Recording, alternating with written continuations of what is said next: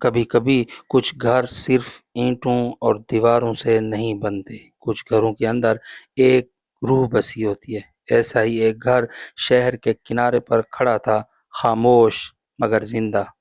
علی کو سستے داموں وہ گھر ملا، باہر سے پرانا لگتا تھا مگر اندر سب کچھ درست تھا۔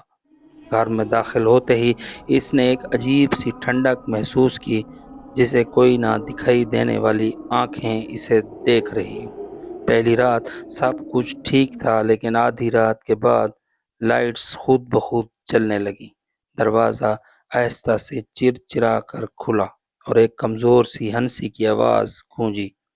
علی نے سمجھا شاید ہوا ہے، مگر اگلی رات جب کمرے کی چیزیں اپنی جگہ سے ہٹنے لگیں، کرسی خود بخود ہلی اور دیوار پر کسی نے انگلیوں سے تحریر لکھی، یہ گھر میرا ہے۔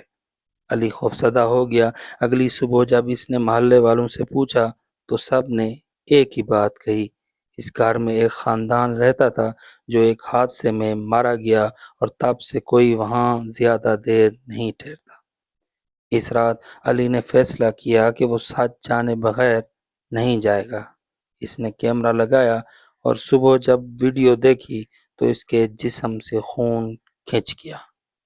کیمرہ میں علی کو خود سوتے دیکھا جا سکتا تھا، مگر بستر کے پاس ایک سایہ کھڑا تھا جو آہستہ آہستہ جھک کر اس کے کان میں کچھ کہہ رہا تھا۔ اس دن کے بعد علی کبھی واپس نہیں آیا، اور وہ گھر آج بھی ہر رات اپنی کھڑکیوں سے روشنی دیتا ہے، جیسے کوئی اندر اب بھی جاگ رہا ہو۔